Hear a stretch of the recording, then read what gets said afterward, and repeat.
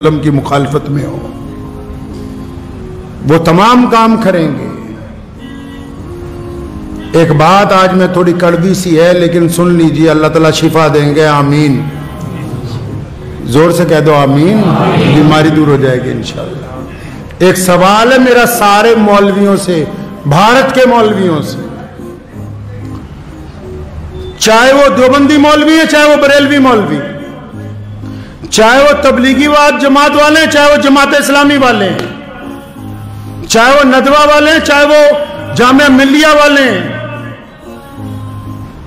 جتنے بڑے بڑے دانشور مسلمان بنے پھرتے ہیں، ان سب سے سوال ہے کہ یہ جو اب عام شادیاں مسلمانوں کی ہوتی ہیں جن میں تم ڈی جے لگا کے ڈھول بجا کے اور وہاں رقص و سرور کی محفلیں منعقد کی جاتی ہیں، اور آپ جیسے بڑے مسلمانوں کے چودھری جن لوگوں نے وقت بھی لگایا، جو اپنے آپ کو خواجہ اجمیری کے سجادہ نشین بھی کہتے ہیں، جو اپنے آپ کو اہل سنت والجماعت کے جانشین کہتے ہیں، جو اپنے آپ کو علماء دیوبند کے وارث کہتے ہیں، اکثر دیکھنے کو ملتا ہے کہ جتنی غیر شرعی شادیاں ہیں یہ اپنی داڑیاں لے کے وہاں صوفوں پر بیٹھ کے آرام سے مرغا بریانی کھاتے ہیں۔ کیا تمہاری غیرت تمہیں ایک دفعہ نہیں چنجوڑتی کہ رسول اللہ کے حکموں کی کلی خلاف ورزی ہو رہی؟ کیا تمہارے دل میں ذرا برابر بھی شرم،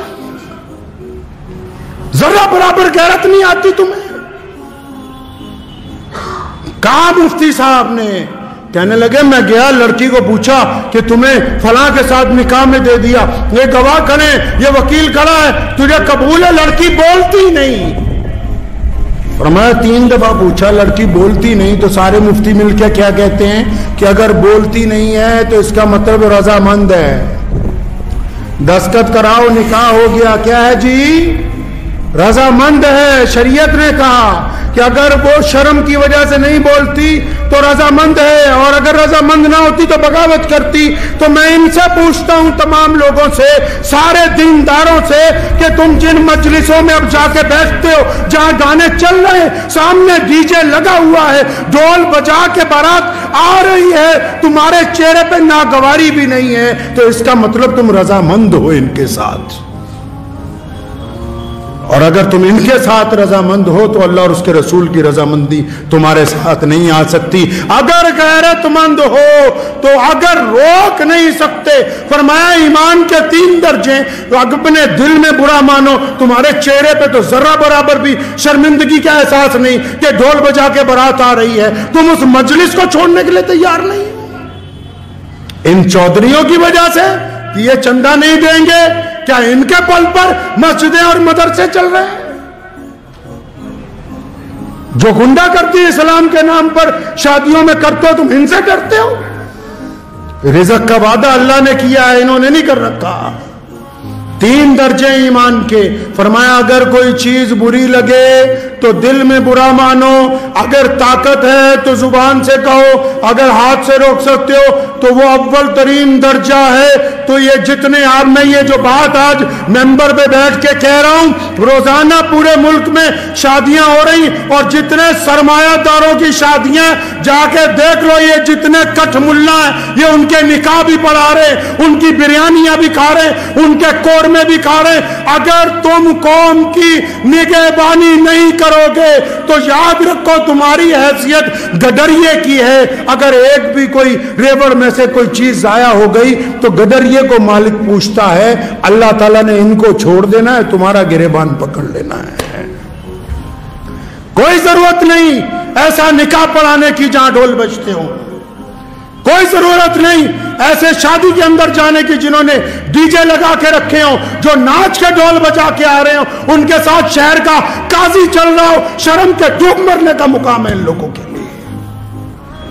اتنی بھی غیرت زندہ نہیں رہی، اتنی بھی شرم و حیا زندہ نہیں رہی۔ کس بات کی دولت ہے؟ یہ یاد رکھو، دین محمد الرسول اللہ کا ہے۔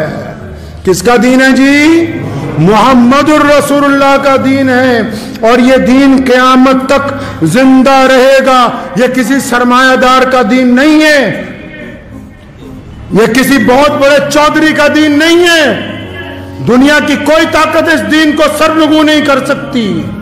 اس لیے پلٹیے اپنے رب کی طرف، اور آپ بھی سنیے جتنے عام مسلمان ہیں، اگر کسی شادی میں ناچ گانا ہو رہا ہے مسلمان کی اور شراب پی کے کوئی آ رہا ہے، ڈھول بجا کے بارات آ رہی ہے، آپ اگر اس میں شامل ہیں تو آپ گنہگار ہیں۔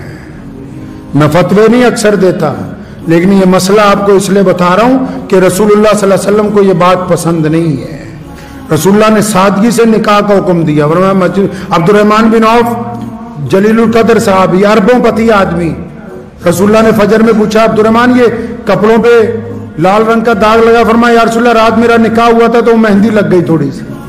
کچھ نہیں کہا رسول اللہ نے کہ ہمیں نہیں بلایا، فلاں کو نہیں بلایا، تو رسموں میں پڑ گئے جی فلانے بھائی کو لے آؤ، فلانے چاچے کو لے آؤ، ماسڑ کو لے آؤ، یہ لے آؤ، وہ لے آؤ، اور یہ جو چھپ چھپ کے تمہاری اولادیں زنا کر رہی ہیں کبھی ان کی طرف بھی دیکھو، ان کی طرف بھی دیکھو۔ خدا کے واسطے ان تمام رسموں کو چھوڑ دیجئے، اور اس جذبے کے ساتھ چھوڑنا کہ ہم مسلمان ہیں انشاءاللہ تعالیٰ ہم اس غلط کام میں ساتھ نہیں دیں گے، کریں گے جی انشاءاللہ۔ ان مولویوں کو نہیں، باقی لوگ بھی، اگر کوئی چودھری اپنے بل پہ، اس کی اولاد اپنے بل پہ باجا بجوانا چاہتی ہے تو بجانے دو، اس کا نکاح پڑھانے کی ضرورت نہیں ہے جب تک توبہ کر کے اللہ اور اس کے رسول صلی اللہ علیہ وسلم کی رضا نہ حاصل کر لے۔